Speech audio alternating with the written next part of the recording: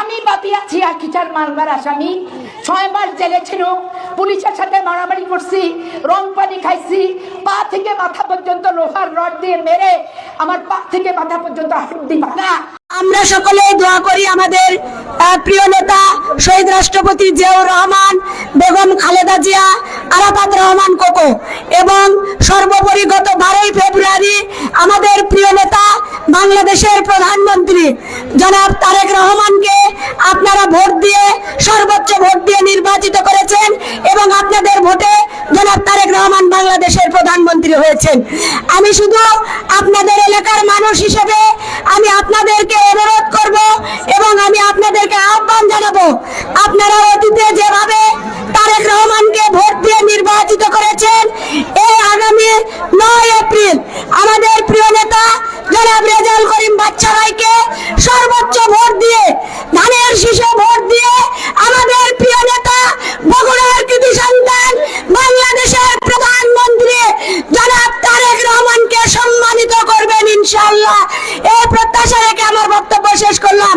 সবাইকে ধন্যবাদ। আসসালামু আলাইকুম।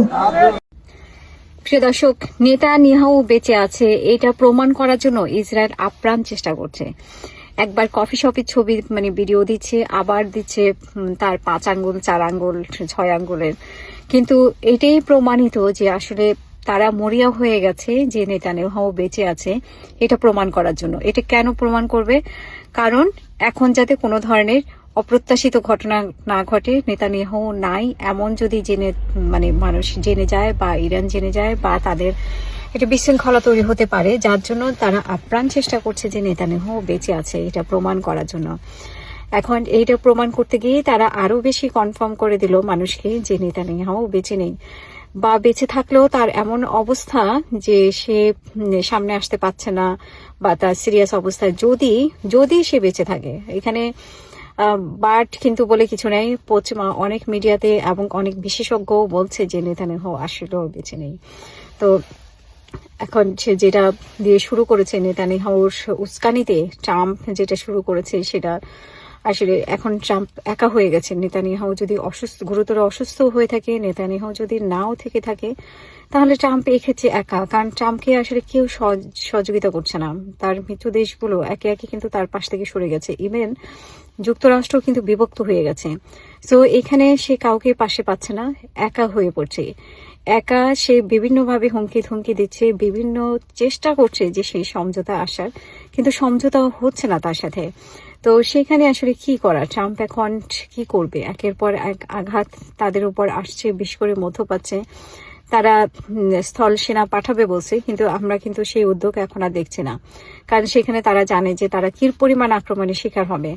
এবং ইরানের কাছে শক্তিশালী কত ড্রোন, মিসাইল এবং আরো কত কি আছে সেটা কিন্তু সবাই কিন্তু বলছে যে নিউক্লিয়ারের সামর্থ্য সক্ষমতা ইরানের হয়েছে। সো সেক্ষেত্রে আসলে ট্রাম্প অনেকটাই আতঙ্কিত, এখন সরে আসতে পারছে না, আবার চালিয়ে যেতেও কষ্ট হচ্ছে। সেই ক্ষেত্রে আসলে ট্রাম্প কি করবে এখন সেইটাই এখন দেখার বিষয়। আর নেতানিয়াহু ছাড়া আসলে ট্রাম্প এই যুদ্ধটা কতটা চালাতে পারবে। আর তাছাড়া নেতানিয়াহু বেঁচে থাকলেও তার অবস্থা খুবই শোচনীয়। এবং আমরা দেখেছি যে ইসরায়েলের আসলে এমন পরিস্থিতি হয়েছে, ইসরায়েলের যুদ্ধ চালানোর মতো কোনো অবস্থাই নেই। আর ইরান তো অনেক আগে থেকেই প্রস্তুতি নিয়ে রেখেছে। সো ইরানের সাথে পেরে ওঠা এখন কিছুতেই ইসরায়েল এবং যুক্তরাষ্ট্রের কোনোভাবেই সম্ভব হচ্ছে না।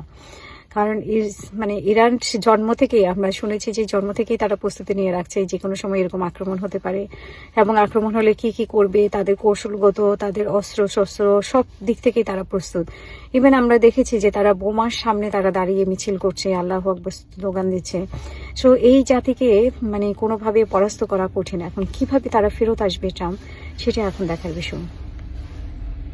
প্রিয় দর্শক, আজকে সারাদিনের আলোচ্য বিষয়, সোশ্যাল মিডিয়াতে খুবই চমৎকার একটি আলোচ্য বিষয় আপনাদেরকে একটু শোনাই, তারপরে আপনাদের সাথে কথা বলছি।